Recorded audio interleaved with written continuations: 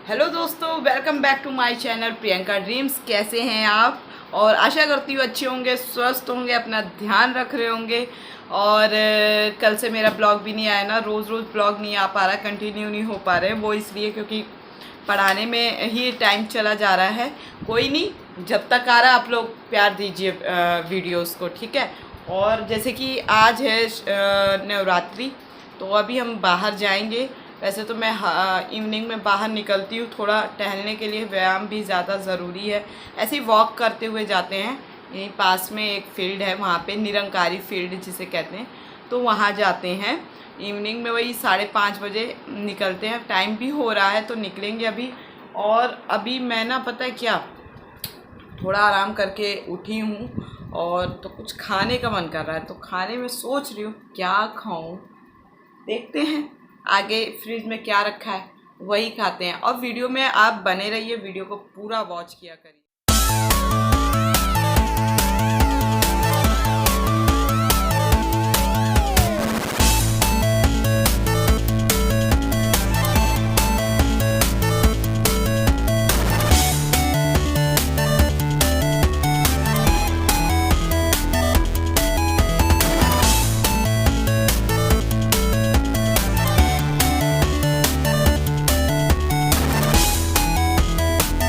कौन है ये लोग? कहां से आते हैं ये?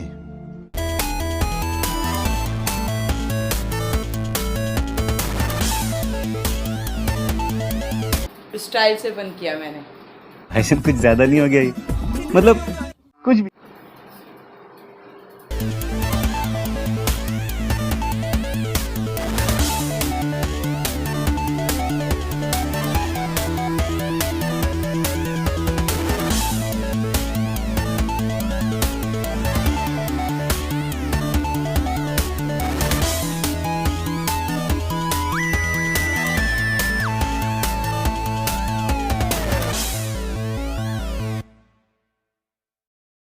भाई अब गर्मी आ गई तो गर्मी में तरबूज, खीरा, ककड़ी, ये सारी चीज़ें चलती हैं, ठीक है, क्योंकि ये ठंडी होती हैं। और जो तरबूज होता है इसमें तो भाई इतना पानी की मात्रा ऐसी रहती है ना, जैसे कि लगता है कि मतलब पूरा विटामिन सी भरपूर मात्रा में मिलता है। तो गर्मी के समय में विटामिन सी वाली जितनी भी चीज़ें हैं वो आपको उसका सेवन करना चाहिए। और सच में मुझे तरबूज बहुत पसंद है, बहुत पसंद है। मतलब मैं 3-3 4-4 दिन में इतना खा लेती हूँ तरबूज कि खाना खाने की फिर वो नहीं होती दिक्कत। अब मैं यहाँ जा रही हूँ वॉक पे, इवनिंग वॉक पे, यानी 5:30 बज गया है। और अब हम चले, पहले मैं यहाँ से जाती हूँ अपनी फ्रेंड के पास, ठीक है, हम दोनों लोग जाते हैं। और फिर उसके बाद हम दोनों टहल के आते हैं। 1-1.5-2 घंटा लग जाता है। वैसे कभी कभी 45-46 मिनट में भी आ जाते हैं। तो वो उस पर निर्भर करता है कि आप कितनी दूरी कवर करते हो। पता है, एक जगह बैठे बैठे ना बहुत समस्या होने लगती है। आप खाना खाते हो बैठे रहते हो, खाना खाते हो बैठे रहते हो, मतलब बैठे बैठे ही काम चल रहा है। मानसिक व्यायाम तो होता है, लेकिन आप मतलब कि शारीरिक व्यायाम नहीं हो पाता है। तो वही करने निकले हैं। अब ये निकल गए निरंकारी की गलियों में, रोड पे। यहाँ आप देख सकते हैं जो भी स्टूडेंट गांधी विहार, वज़ीराबाद का है वो सभी लोग यहाँ आते हैं। और भी लोकल के भी लोग होते हैं, ऐसा नहीं है। यहाँ के जो मकान मालिक है, लैंडलॉर्ड्स हैं, वो भी सब आते हैं। और ये पता, फील्ड इतनी बड़ी है, जैसे जहाँ मैं रहती हूँ ना वहाँ कोई पार्क नहीं है। बहुत प्रॉब्लम होती है। एक है बायोडाइवर्सिटी वाला, तो बहुत छोटा सा पार्क है। तो वहाँ पे जो लोकल के लोग हैं ना बहुत ज़्यादा एटीट्यूड में रहते हैं, उल्टा सीधा बच्चों को बोल देते हैं उनकी पढ़ाई के विषय में, उनकी लाइफ के विषय में। अगर तुम वहाँ पे थोड़ा सा घासों में बैठ जाओ, कुछ भी काम कर रहे हो, एक लड़के को ऐसे ही यहाँ के लोकल के लोगों ने, वज़ीराबाद के लोगों ने ज़्यादा ही वो कर दिया। और जहाँ तक कि वो शायद आरएसएस समाज के ही वो शाखा वाले होते हैं ना, वो ही थे, तो वो ज़्यादा ही एक्शनबाजी दिखा रहे थे। तो यहाँ पे हम लोग आ जाते हैं। ये बहुत बड़ी फील्ड है। ये जैसे रोड दिख रही है ना, ये रोड तो है, लेकिन अगल बगल कई फील्ड में डिवाइडेड है, मतलब कोई 400 मीटर का है, कोई 800 मीटर की फील्ड है, कोई 500 मीटर की फील्ड है, कोई 1000 मीटर की फील्ड है। तो ये पूरा एकदम निरंकारी, अभी इसके विषय में मैं दूसरा व्लॉग लेके आऊँगी कि यहाँ पे क्या क्या चीज़ें हैं, तो आप उसे भी प्यार दीजिएगा। आने से पहले ही वीडियो मैं प्रमोट कर रही हूँ। तो ये देखिए यहाँ पे कितना खुला है। यहाँ कई बच्चे लोग मतलब टहलते हैं, वॉक करते हैं और एक्सरसाइज भी करते हैं। अब ये शाम के समय हम लौट रहे हैं, लौटने का टाइम है, तो बस यहीं पे आते हैं हम लोग वॉक करने के लिए।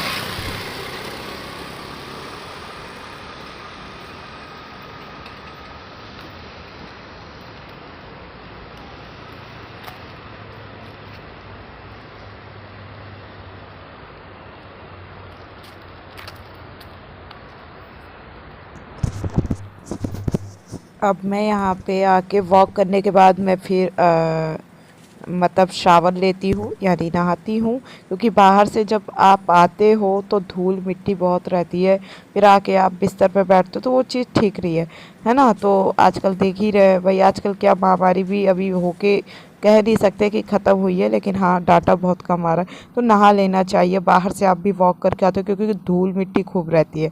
तो मैं यहाँ फ्रेश होके फिर यहाँ पे पढ़ने बैठ गई, क्योंकि भाई पढ़ाई तो बहुत ही, वही तो एक जीवन का आधार है। तो वही पढ़ रही, प्राचीन भारत का इतिहास पढ़ रही थी। रिवीजन होता है, फटाफट वही कर रही हूँ, क्योंकि टाइम अभी बहुत कम है। दोनों ही बड़े एग्ज़ाम, स्टेट और सेंट्रल के दोनों ही बड़े एग्ज़ाम एक साथ एक साथ नहीं कहेंगे, एक ही महीने में है। तो भाई मेहनत तो करनी पड़ेगी, है ना। और साथ ही साथ अपना साइड पे काम भी करना पड़ेगा पूरा का पूरा। तो आप लोग ज़्यादा से ज़्यादा प्यार दीजिए मेरी वीडियो में, और लाइक करिए, शेयर करिए, ऐसी अच्छी अच्छी चीज़ों को ढेर सारा झोला भर के शेयर कर दिया करिए, ठीक है। और हम जैसे विद्यार्थियों का सपोर्ट करके आप लोग चैनल को और चैनल की वीडियोस को आगे पहुंचाएं। आप लोगों के सपोर्ट से ही हम लोग आगे बढ़ सकते हैं, बस हम मेहनत कर सकते हैं, बाकी सपोर्ट आप सभी पब्लिक का है, जो अगर आप देंगे तो अच्छा ही होगा। क्योंकि व्लॉग एक स्टूडेंट को आगे बढ़ाना आप लोगों का दायित्व भी है।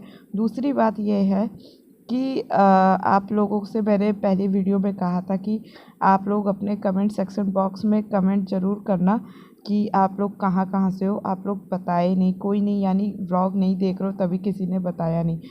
आप अपना नाम अपना कमेंट में ज़रूर लिखें और क्षेत्र ज़रूर बताएं। मुझे बहुत अच्छा लगेगा कि कहाँ कहाँ से लोग मेरे से जुड़े हैं, ये चीज़ जान करके। चलिए आगे आप व्लॉग में बने रहें।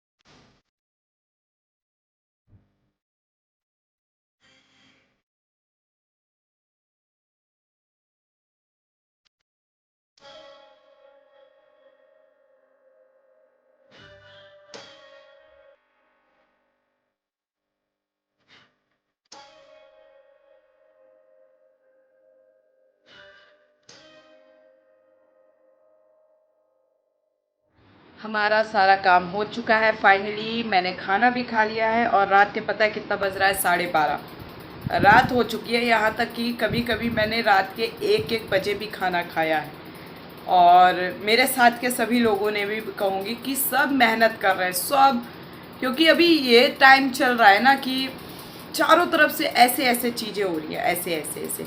सभी की फैमिली से हो, सभी का अपना एक मतलब कि अपने लाइफ की बात हो, क्योंकि देर से चीज़ें जब आपके साथ जीवन में होती है और आप मेहनत करने में अग्रसर हैं, कभी कभी बीच में आप अस्वस्थ हुए तो कंटिन्यू नहीं हो पाए किसी कारण से, तो यही कारण है कि कई लोग बाहरी हंसी भी उड़ाते हैं, कई चीज़ें बोलते हैं, कई हंसी तो नॉर्मल शब्द बोल दिया, कई चीज़ें बोलते हैं।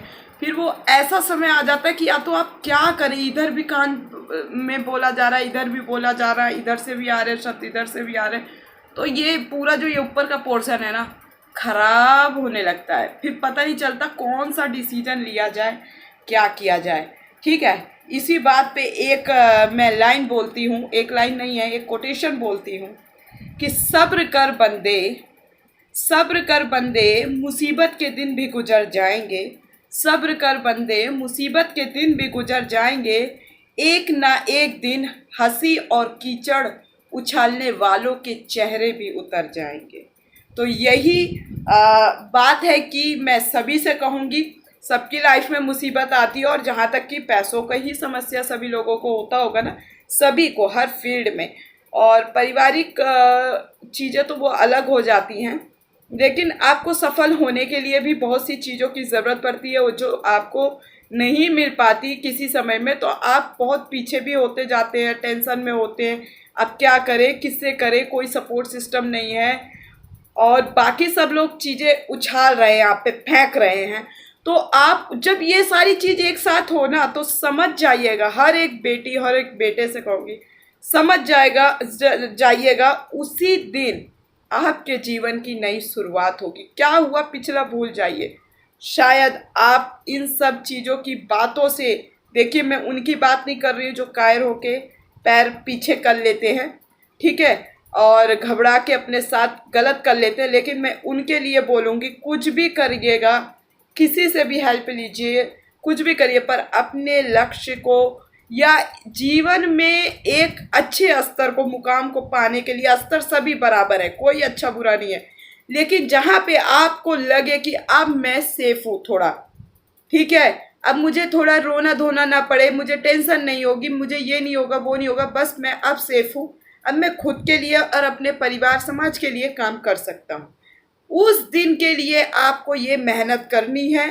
और ये नहीं, मैं सभी को कहूँगी जो सरकारी नौकरी की तैयारी कर रहे हैं, तो ये भी ना सोचिए कि आपकी सरकारी नौकरी माई बाप है। देखिए आप चीज़ों को समझ रहे हैं, मैं यहाँ ब्लॉग में तो ये लोग कहेंगे कि पॉलिटिक्स करिए, बाकी ऐसा कुछ नहीं है, लेकिन कई लोग आपको देखिए बहुत भेदभाव होता है, हर जगह भाई भतीजावाद है, मेहनत रंग लाती है, एक दो की जो ले आई, लेकिन कई जगह पे बहुत सी चीज़ें होती हैं, तो सिलेक्शन सबका नहीं होता, लेकिन हाँ आप मेहनत करिए, और सबसे बड़ी बात, पढ़ाई का स्तर ऐसा कर रखेंगे ना कि आप नॉलेज के लिए पढ़ रहे हैं।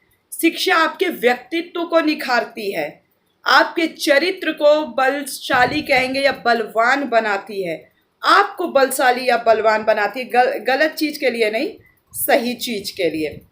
वो शिक्षा आपको ग्रहण करनी है, नहीं कि शिक्षा ले लिया, IAS बन गए, PCS बन गए, ये बन गए, क्या कर, फिर उसके बाद, और IAS बनने PCS बनने के बाद भी लोग जाति आधारित भेदभाव करते हैं,